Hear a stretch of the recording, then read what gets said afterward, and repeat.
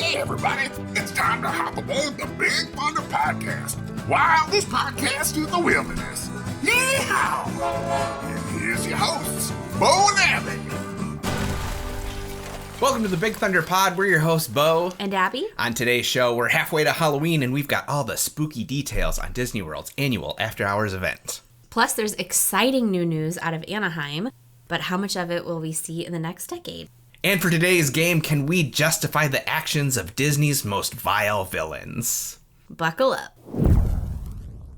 Do you like the spooky lighting we're doing for today's episode? Mm-hmm. Yeah, this, for those of you... I don't know, it's giving me shadows. It's supposed to give you shadows. It's spooky in lighting. The wrong places, because though. This is our spooky halfway to Halloween episode, so there's spooky lighting. The people only listening to the show, they're only getting half the experience because they don't see the spooky lighting. I feel like it's a elevated experience when you get to watch it. Yep. Before we get started with today's show, I do need to point out that I am going to be a guest on 8 Questions With on the Have Cheetah Will View channel. This is going to be a live interview show on Wednesday, 5:15. So that is, if you're listening to this day of that we put this out, this is the next day, 7 p.m. Central Time. So feel free to tune in this is, to the Have Cheetah Will View YouTube channel for this live interview. So fun. That's very nice. Yeah, I'm pretty excited about it. I'll put a link in the description. We'll be talking about like Disney and the podcast and probably some filmmaking stuff, because that's where my roots are. Mm-hmm. So, yeah, I am very excited. I've seen a few episodes of the show where he's interviewed people that I know, and it's always very engaging. So I'm excited to do it. Cool. Okay. But as I said, with the spooky lighting, this is our halfway to Halloween episode. Yes. And because of that, there is some very big news coming out of Walt Disney World. And that is... The exciting news is Mickey's Not So Scary Halloween Party was announced. Yeah, lots of details, lots of fun stuff. Lots of fun stuff. So this is a party that is held from August 9th through Halloween night. It is several days a week, usually like 3 or 4 days a week. As you get closer to Halloween, the parties are more frequent. This is a specially ticketed event, which means you have to have an extra ticket to get into it. It's a bit more expensive than a normal park ticket, but that's because you get a lot of bonuses and a lot of extras. So you get to get into the park. In previous years, it's been around 4 o'clock, but the party doesn't start until like 7. And so you get a couple hours of overlap with the normal guests. And then what's really exciting is that the normal guests have to leave, and then you get hours of lower ride wait times. Yeah, that riffraff gets kicked out. Yeah, the peasants go away. And then you get to have basically like a VIP park night where the rides are a lot shorter, like the wait times are shorter. There's trick-or-treat stations, so kids and adults alike can walk around with trick-or-treat bags, which they give you a trick-or-treat bag for free when you get in, and you can go to trick-or-treat stations. And sometimes it's like some years there's not a lot of candy, and then other years it's like more candy. You need a suitcase to bring it home. So along with this party, there are exclusive meet and greets, and this year Mickey and Minnie have an all new Halloween costume, and it's super cute. And if you go to Minnie Vacay's Instagram, at Minnie Vacay on Instagram, you can see their new costumes. We posted those.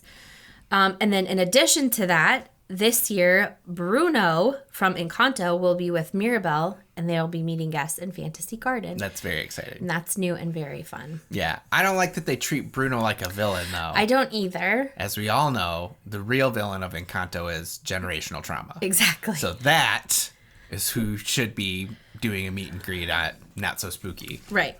Not so scary. I always call it not so spooky. It's not so scary. I feel it's like a little bit spooky. It's not so scary. It's a Mandela effect. Not so spooky. Yeah. And not so scary.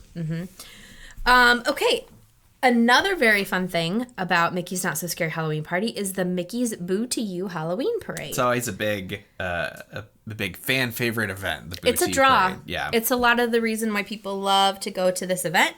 Just for this parade. Yeah. So this parade is led by the Headless Horseman, and it features all kinds of villains. It has Haunted Mansion characters, Minnie Mouse, Clarabelle Cow and Daisy Duck are the Sanderson sisters. This was, I think this is the third year. Sounds right.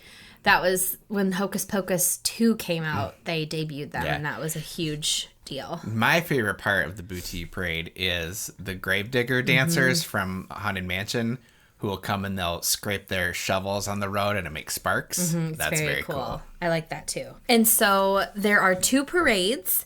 And the first one, which is recommended to take like younger kids to if you can't wait for the next one. Yeah, if you're not closing down the show, you take that first one. It's at 8:15, which is an hour earlier this year, which is very nice because of that very reason. And then it shows or runs again at 11:15 p.m. So that parade is often less busy because like some nights the parks clear out a little quicker, like if you do have small kids or people just want to leave. The other exciting part that's back is the Not So Spooky Spectacular Fireworks Show.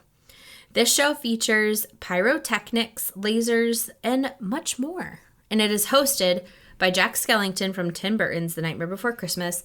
There's a huge puppet. Yeah. Is a puppet, He's right? a puppet, yeah. So when you do the character meet and greet, it's a person. Well, it's him. Yes, it is Jack. But the host of the show is a very cool Jack puppet. It's the same puppet they used back at Jollywood when they had the sing-along. The fireworks take place each night at 10 p.m. pending rain. Same for the parade. If it's raining, they won't do the parade. Right. Another fun thing that is back this year that we kind of just touched on is the Hocus Pocus Villain Spectacular, which is hosted by the Sanderson sisters on the Cinderella Castle stage. The actual Sanderson sisters, not Minnie and Clarabelle and Daisy. Yes. The real ones. Yes. And then there's other villains that take part in the show, like Dr. Facilier, Oogie Boogie, and Maleficent. There are 3 shows per night from August 9th through September 28th, and 4 shows from September 29th through Halloween. Yeah. It's a good show. It's a good show, and it's very crowded, but kind of like with the parade, if you kind of wait to watch it later in the night. Yeah. If you want to gamble with that, depending on Florida weather in the fall. Wait till you might be able to get closer. Till the younger kids and families kind of clear out. Yeah. Speaking of younger kids and families. Oh, yeah. New this year, brand new, is the Descendants Party. Yeah, it is. I would totally go to that. Yeah.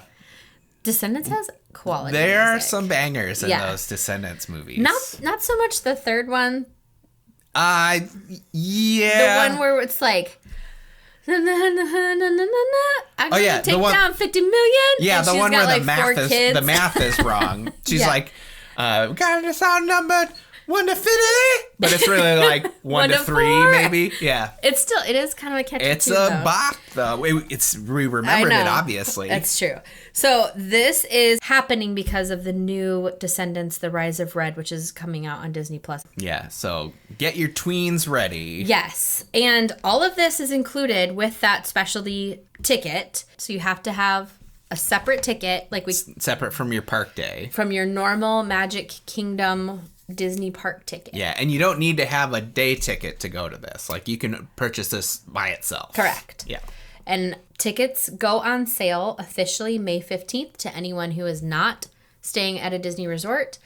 If you are staying at a Disney resort, by the time you watch this, then you already could purchase your ticket. One thing that is not included with your purchase price is the Not So Spooky Spectacular Dessert Party. That is an extra cost if you want to partake in that. This takes place at either the Tomorrowland Terrace viewing or the Plaza Garden viewing options. We've done a dessert party before, not for an after hours event, just for like a normal day, and it was pretty awesome. Yes. I loved the dessert party. I don't know that I would do one for an after hours party. I don't think I would either. I don't know that that's a good value, especially because is it about $175 a ticket? So for those of you who aren't aware what these dessert parties are, the Plaza Garden option includes you get a great view of the fireworks from a standing location. Gives you an unobstructed view of the castle for $99 for guests ages 10 and up, and $59 for guests ages 3 to 9. This requires guests to check in an hour and a half before the fireworks and involves moving from the dining area to a viewing location. Mm-hmm. Okay. So you get to go get your treats. Yeah. And then you get put in like a grassy area. Yep. Yeah. If you choose the other option at the Tomorrowland Terrace, guests can dine and watch the fireworks from the same location. That's $119 for adults and $75 for children, with a check-in time 1 hour before the fireworks. But again, like if you're paying all this money to be at the event, yeah, I don't think it's worth it No. just to get a good shot of the fireworks and get some, desserts. No. Especially when they're handing out free candy everywhere. the whole night. And like so when we went and did the dessert party, they recommended you show up an hour to an hour and a half before the party because it's like first come first serve seating. Yeah. So you'd be taking Before the fireworks, not before the party. Yeah, before the fireworks. That's what I meant. Sorry. So that's like potentially 2 hours of a 6-hour party. Yeah. Yeah, that I would sorry Disney, but that's not a good value. Yeah. Unless you're someone that goes to the party more than once. And also fireworks are not guaranteed. Yeah. So pending weather. So you could be having just a party with no show. Yeah. Yeah. Yeah. But that's what they do over in Orlando. What they do over in Anaheim, over at Disneyland, is the Oogie Boogie Bash. This is Disneyland's version of the not so spooky. In my notes, it says spooky. This is the Disneyland version of Not So Scary, hosted by the villain from Nightmare Before Christmas, Oogie Boogie. They have fairly similar offerings with just a little differences here and there. This is going to be the biggest Oogie Boogie Bash ever, with 27 nights to choose from. There's more nights than ever for this. Oogie Boogie Bash starts Sunday, August 25th and goes through Halloween night. That's about a week earlier than they did in previous years. Tickets aren't on sale yet, but they are expected to sell out quickly. The one thing that is probably most unique to the Oogie Boogie Bash, I don't know if you're familiar with it, there's no equivalent to this over at Not So Scary, is the Villain's Grove. I've only got to see videos of it, and it looks pretty rad. This is an overlay of the Redwood Creek Challenge Trail. It's a walkthrough world of Disney villains where they transform it with lighting and projections and sounds and special effects to create a haunting, dreamlike environment. It looks really cool. But they have a parade, they have treats, they have candy. More characters. More characters, yeah. Yeah. That's the things that really make Oogie Boogie different from Not So Scary is Oogie Boogie has way more characters, way better experiences with the characters. Like you get to see more of them, you get to interact with more of them. Whereas at Not So Scary, you're waiting in long lines to meet Jack and Sally and Mickey and Minnie. But there's no equivalent to the Spectacular show. They don't have any kind of like stage show at Oogie Boogie like they do at Not So Scary. But the parades are very similar. Yeah, I think the Disneyland, the Oogie Boogie parade is a little shorter. Okay. It sounds like people who have been to both prefer the Boo to You parade and Magic Kingdom. Correct. But speaking of Disneyland offerings, they're about to get major expansions over there. So Disney has committed $1.9 billion to make changes over the next decade, approved by the Anaheim City Council on May 7th. Okay. This project expands the theme park, lodging, retail, parking, and dining options, adjusting the regulations for a 40-year endeavor. So if I'm understanding this correctly, they're going to be spending $1.9 billion over the next decade, but they have approval from Anaheim to make it over the next 4 decades. So they won't need to do another vote until 2064. As we talked about in the past, proposed theming includes Coco, Black Panther, Tangled, Frozen, Zootopia, Peter Pan, Tron, and Toy Story, drawing inspiration from international parks like Shanghai, Hong Kong, and Tokyo. Disney Sea. If we could get that Tangled ride, or Beauty and the Beast. Was Beauty and the Beast mentioned? Beauty and the Beast was not mentioned. Oh, man. Okay, but at least that Tangled ride, I gasped. And even now when I watch it, I like... Yeah. Now, do you realize you're saying we when you talk about the Disneyland park? We, as in the U.S. we. Okay. The United States of America we. Okay. All right, it's time for the Minnie Vacay ad. Do you want to use the same one we've been doing, or do you want to do a spooky one? No, we can use the same one. Okay. My best friend Liz and I are Disney travel planners, and we also plan Universal trips. And our company is called Minnie Vacay.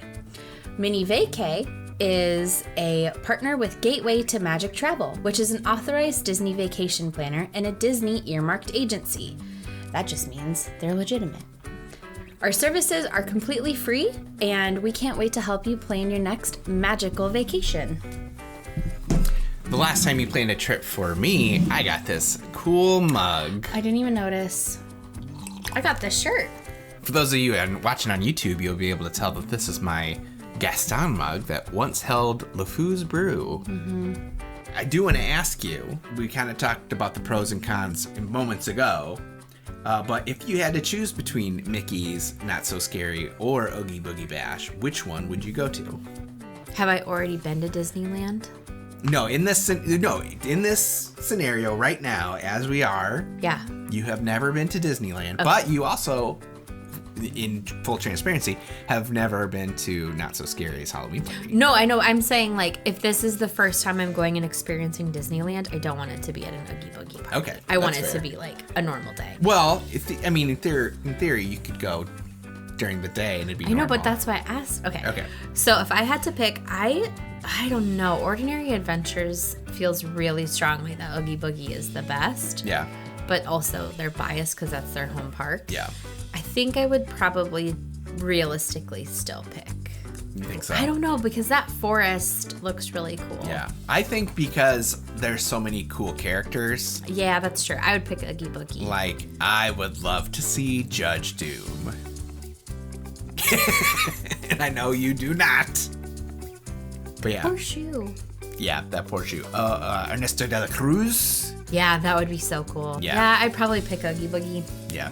No offense to the mouse. No.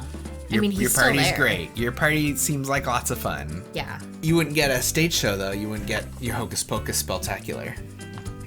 You okay with that? I don't know. I do love a stage show. Yeah, I think I'm still okay. I really want to see Judge Doom. And the dip. And Annie talks, his eyes get big, and he talks like this! I know, it's so freaky. Don't do it, please. All right, let's play a game. To celebrate halfway to Halloween, we're playing the game Devil's Advocate. In this Gaston mug that once held LeFou's brew is the names of various nefarious Disney villains. Oh. We'll each draw a name, and the other person will need to devise a compelling argument to justify that villain's dastardly deeds. I'm like not awake enough Well, to rapid fire this. I It's even funny told you said that. For full disclosure, I told you could prepare for this. Normally, peek behind the curtain. I know. Normally, you don't know the games until it's time to record. But in this instance, I gave you the option I know. to prepare for this game ahead of time, and you refused. That was daytime Tuesday Abby, who had a lot more confidence than nighttime Friday Abby. Okay. I think you'll be able to do pretty well coming up on your own. Okay. Okay. So, I will go first. I will draw, and then you will need to defend this villain's actions. Okay. Are And you- why and basically get them out of being a villain. Yeah, imagine we're in a court of law. Right. And you are the attorney for the defense. Okay. You get to tell me, starting off hot. Is it Ursula? It is Ursula. You need to justify Ursula's actions. Okay. Are we going off animated movie Animated. or are we going off of the Animated. recent where we got more backstory? Animated Ursula. Okay. Ursula was literally hired to do a job, and she fulfilled said job and was not a fan of the boss of the ocean, and they don't have HR. Mm-hmm.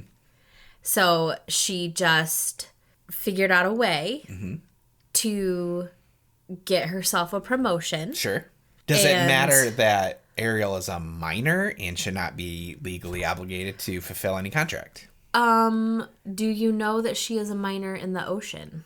What is the age of adulthood as a mermaid? Well, she's still living with her father, who still has quite the command Define over her. living with when you're in the ocean.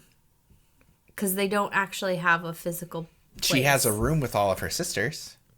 And, okay, should we talk about that? How many kids does he have?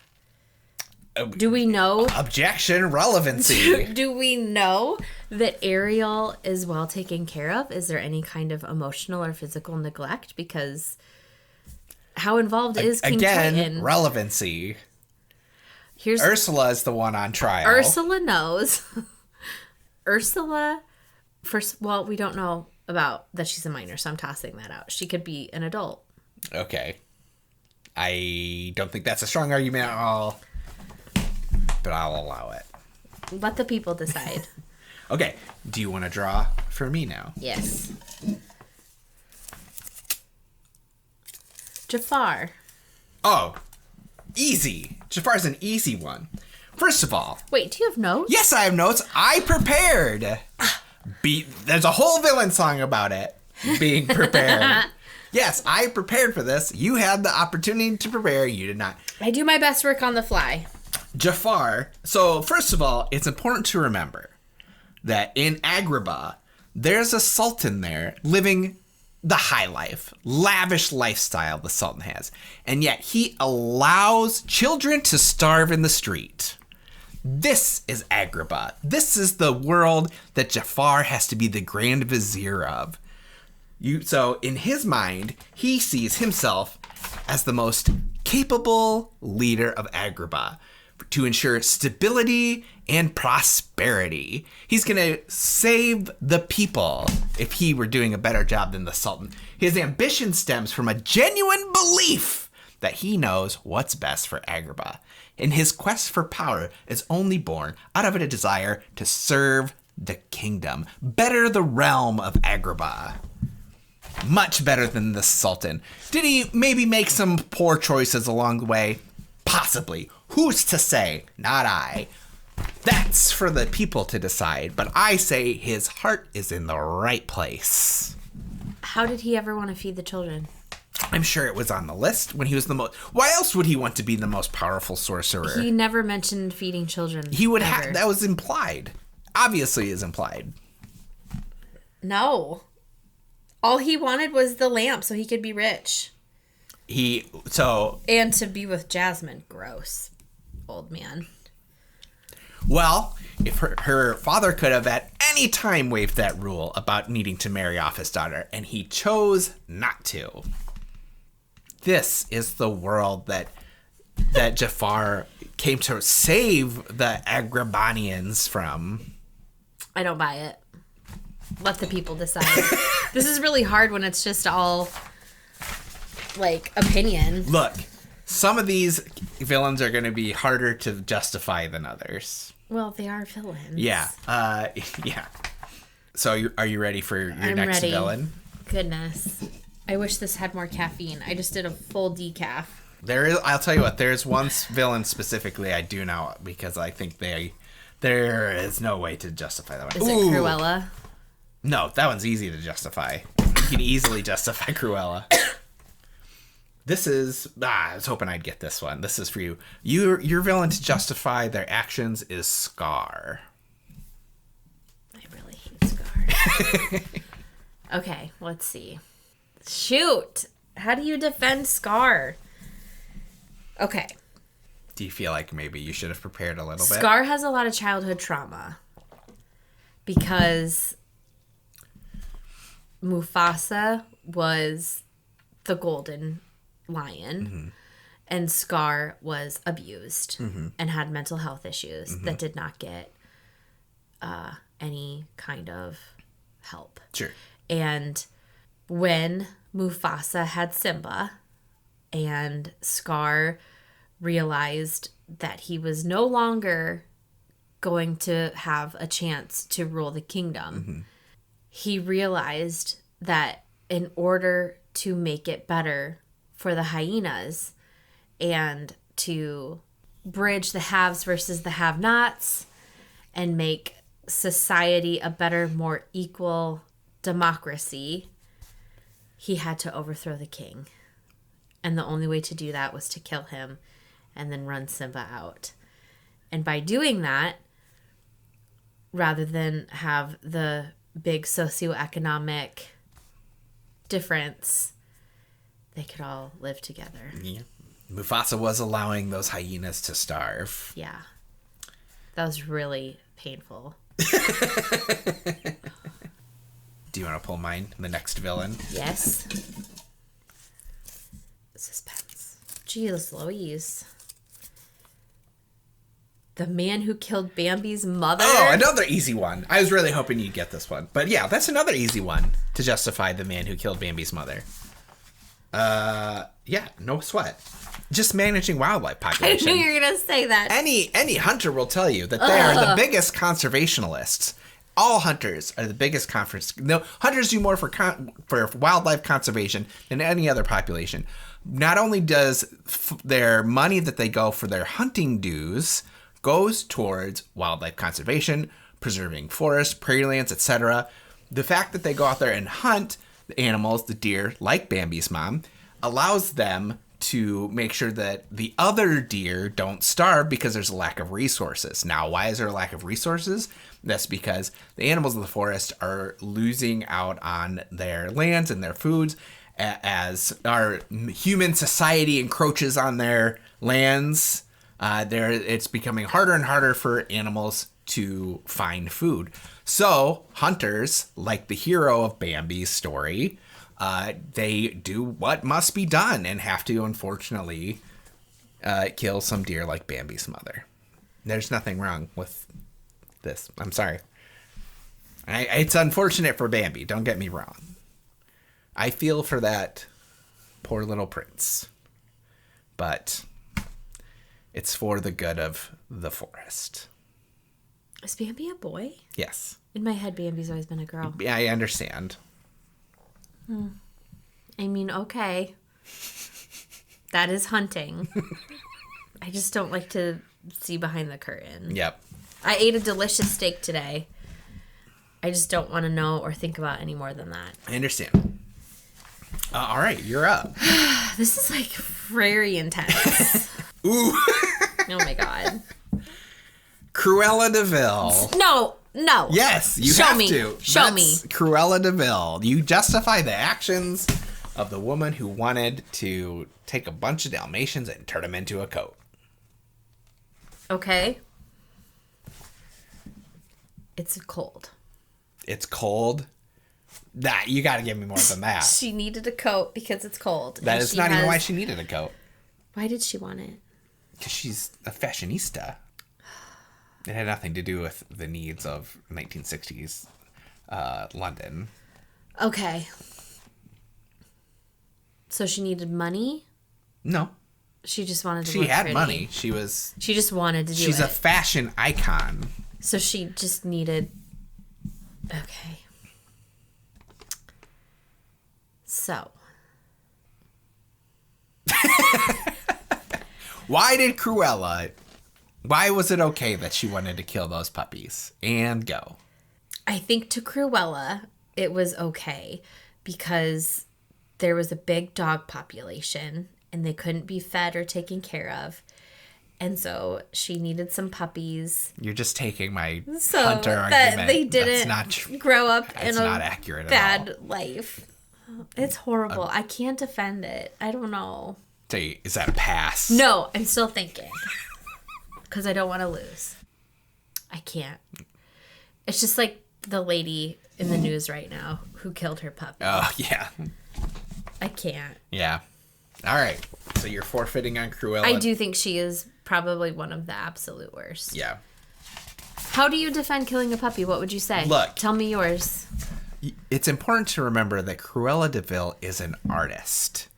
She is a fashionista, a fashion icon, and as you know, artists can run hot. They get passionate about their work, and sometimes they get swept up in the creation of what they're doing. and they may lose sight and make some poor choices. But you can't hold them against them. That's the cross they bear as creatives. No, you definitely can hold That's it the against cross them. they bear as creatives. Where would the world be without artists? Would that even be a world we'd want to be in? Are you against art? When did you become against art? Is it still legal to have like a bearskin coat? I would assume so. So I guess your defense is what makes it okay to do it to a bear but not to a dog. That's your argument. I never said that. It's kind of like that.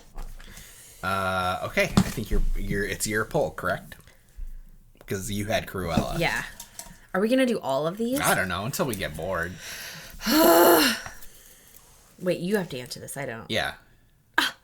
This is easy. Which one? Captain Hook. Oh, for sure. That's because you've heard my argument about why Captain Hook's the hero of Peter Pan. Peter Pan kind of sucks. Yeah, for sure. Not only is Peter Pan a bully, he's always going after Hook and calling him a codfish. Peter Pan steals children from their homes. Explain to me how Captain Hook's not the hero of Peter Pan. Yeah. Yeah. Peter Pan's obviously clearly the villain of that story. He really is. Yeah. Yeah, and he's unfair. a big old jerk who steals children. Yeah. And toys with Tink. Oh, yeah. Tink's also a jerk, too, though. Yeah. She tried to kill Wendy. That Tinkerbell is a jerk. But Yeah. like the new fairy garden Tinkerbell is just Right. That's the Tink that tried to shoot Wendy out of the air. Yeah. Jeez Louise. No, I think we're all in agreement that Captain Hook is the hero Yeah. of that story. Yeah. Okay. Easy. Ridiculous. Freaking Cruella de Vil, you cannot. That's a tough one. There is one that I really have no justification for, and I'm really hoping I don't pull Is that it one. this one? No. You get Dr. Facilier. Oh. He, again, is just doing the job that he was asked to do. Yep. He's very good at magic, and he's good at what he does. And someone came to him with a problem, and he fixed their problem. Yeah, I have no arguments for that one. I mean, in the sense that, he turned Naveen into a frog against his will. Like, Naveen didn't get into an agreement with the Shadow Man. Yeah. It was The other guy. The other guy. That's not his problem. Whose problem? Dr. Facilier. That might be his That's problem like a little bit. collateral damage from the other person. He just did what he was supposed to. And he has a very cool outfit. Yeah, he's got a rad look. All right, go ahead and pull for me. Okay. Gaston. Oh, for sure I can do this one. This is another one that's very easy. First of all, you got to remember that Gaston is a product of his environment. He has been idolized for his strength and bravery for years. He's a narcissist. Well, I'm sorry that in this poor provincial town, they have been rewarding his toxic masculinity. He's a product of his environment. It's the town's fault, not his fault. And his actions stem from his desire to protect his village from what he sees as a dangerous threat. When he wants to kill the beast, he finds out that there's this dangerous beast that he might not be able to take on his own because it's an unknown creature. So he needs to enlist the help of the town that has always praised him, for them to come together as a community and go to save themselves from this horrific beast. Which, remember, this is the same beast that locked up Maurice, locked up Belle, and then to show that he loves her, gives her some junk that he wasn't even using. That library, that was just a garbage room that he never even opened the door to, and then was finally like, oh, you like this garbage room? But Gaston doesn't know all of that. No, I'm just saying, remember, before we get all, ooh, the poor beast, just remember some of the stuff the beast has done. So Gaston, his actions to kill the beast are completely justified. From his perspective, he's just doing what's best for his community. I mean, that's fair. If we found out there was a secret castle down the road with someone locking people up. Yeah. And I doubt we'd be well, he could be really kind. And who would we go to for help? We would go to the biggest, strongest man in the community to help lead us. The one who is always known for being a fantastic hunter. Would we? We wouldn't just call the police? Well, that's the equivalent. We call it, So yeah, Okay. Gaston is the hero of... He's not the hero. Look, I would say the only thing he does in that whole movie that is a little questionable is when he tries to get Maurice thrown in the insane asylum. You're done. Fine. Okay. You get the evil queen. How do you justify the actions of the evil queen? What does she even do wrong? What does she do wrong? The evil queen? When she sends the hunter to kill. Sorry. In my head, it was Queen of Hearts. Oh. Yeah, she's not on the list because I don't remember what she does in that movie. She just is like trying to cut people's heads off. But does she actually cut a head off? I don't think she does. Okay, so the evil queen. Listen. She just lost her husband. She is grieving. Snow White is clearly crazy and causes her a lot of heartache that she does not need. And she has probably asked her several times to move out and move on with her life. And Snow White is probably like, no, I need my daddy's money and this is my house. These are all hypotheticals. No. How is Snow White crazy? It's written on the wall. How is Snow White crazy? She talks to animals. I think the record will show that the animals are clearly communicating with her. Nope. And so Snow White's definitely probably threatened the evil queen several times. And the evil queen is just in self-defense. I don't think this argument would hold up. These are all hypotheticals. You have no proof on any of these things. Does she or does she not talk to animals? Yeah. Does she or does she not have any human friends? Well, that prince came by and took a shine to her. I don't know. I just know that Snow White can't be trusted. And that she definitely probably threatened the queen. And the queen was just doing it in self-defense. No, this is a poor argument. I don't buy this one. I'm sorry. I really love Snow White. I know. Is this game really hard for you? It is because it is really hard. What would you say? I think you don't blame the queen, you blame the patriarchy. Her actions are a result of the societal pressures and fear of losing power in a competitive environment. In a world where youth and beauty are valued above all else, she feels threatened by Snow White's beauty, which could jeopardize her status and influence. It's not her fault, it's the patriarchy's fault. I like that. But Snow White didn't want her power. Snow White just wanted to...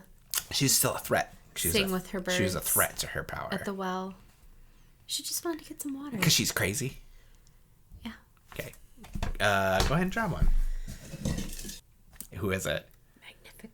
Magnifico? Oh, another easy one. I can justify Magnifico, the king from Wish. Look, he takes care of his people. He lets them live there for free, and he doesn't even charge them rent. That's not true. How do you know that? He sings about it. It's a line from his song. Do you even know this movie? Have you even seen Wish? Why would I'll let them live there for free, and I don't even charge them rent. And it's like, yeah, bud, that's what living there for free. But why would he charge them anything? It's a village, right? Yeah, he created the village. He lets them all live there for free. He takes care of them. He grants wishes for them. And then he sees someone threatening the ecosystem, all of this that he has built. He's just nervous that something is going to come in and make it crumble. And guess what?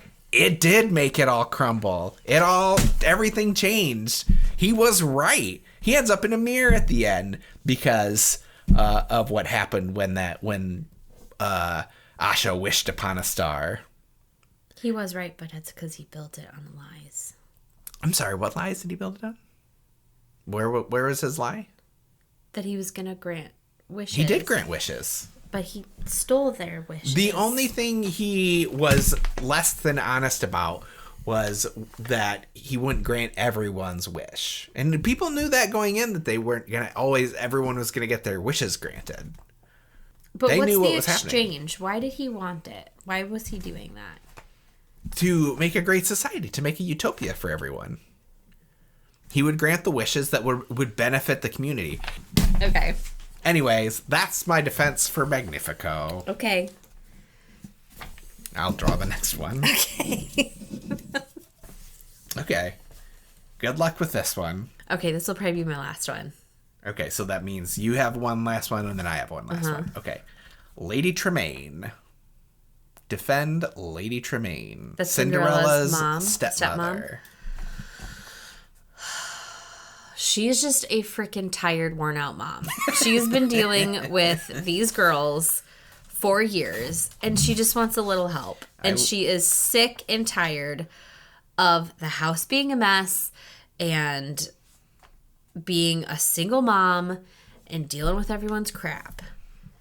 She just wants them to do laundry. Her daughters do seem like a handful. Yeah.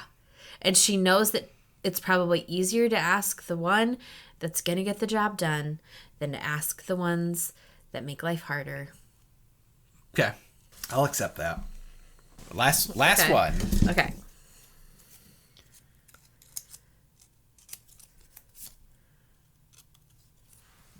No, what is that? You're cheating. Maleficent. That's the one I didn't want.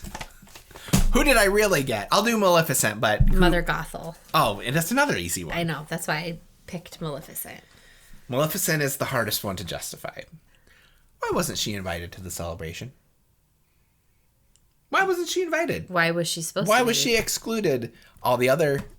Everyone else in the kingdom was invited. All the other fairies were invited.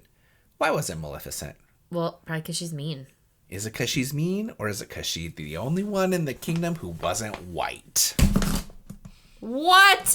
Maleficent is the only person in that entire movie, other than the like orcs or goblins, wherever they are. She's the only one that's not white. Is that true? All the fairies are white. The king and queen white. The prince, Aurora, white. Maleficent, green. Okay, I gotta admit, I really can't justify. Aurora's a baby. This is the hardest one to justify. Aurora's just a little baby. Yeah, she didn't deserve that curse. You got me on this one. Okay. This was really hard. Yeah, this was really fun, though. I think we'll revisit this. We'll do, like, Pixar villains. Maybe we'll do Marvel villains. So before we close out the show, I just want to ask you... as you know, at the Halloween party, that's one of the few times that adults are allowed to wear costumes to the park. Mm-hmm. So, if you were going to Mickey's Not So Scary Halloween party, what would your costume be? Belle. Really? Mm-hmm. It's the first thing that came to mind. Okay. What would yours be? Do I have to be... If you're Belle, I should probably be Beast. I feel like doing a Belle and Beast kind of thing... It's very, like... typical. It's very basic. I feel like I'd want to do something more obscure. You know who I'd want to be? Who? This is a deep cut. I would want to be the kid from Flight of the Navigator. Flight of the Navigator was one of my favorite movies as a kid. Like I said, it's a deep cut because it's not one of your like main Disney movies, but I'm sure it's on Disney Plus. We should watch that this weekend. What a great movie! It's about a kid who, you might hate it because it involves aliens. So he gets abducted. I think it's 4th of July or something. He gets kind of abducted on a spaceship, and he thinks he's just gone for like the night when he comes back, but it's like 8 years later. Okay, so all the like scientists want to study him, and then he has to go back on the ship. Oh, it's a great movie. Yeah, Flight of the Navigator. I'm not gonna watch that. Okay, I might watch it tonight then. Okay. So yeah, I would be the kid from Flight of the Navigator. I don't know. I hate having to pick and make choices. Yeah. I don't know. I'd probably just show up. With no costume? Yeah. You'd be paralyzed by choice? What if we went as like Molly and Alan or the Pew Two? We did like the YouTube. What if we both went as Mr. Morrow? Deal. We're expecting big Universal news on Halloween Horror Nights coming up soon. Did you look to see if it I did. happened? I've been keeping an eye on it. They've been teasing it, and I'm sure now that we have recorded the news, as soon as I hit stop, they're going to announce everything. And we assume that they're just announcing the themes of I'm the assuming houses. they're just, the themes of the house. The internet sleuths are expecting like Ghostbusters, Insidious, Bride of Frankenstein has been talked about. So yeah, we'll see. Mm-hmm. Probably next week we're going to have a lot of Halloween Horror Nights news. And we'll keep the spooky lighting. I don't know. It's hard to read.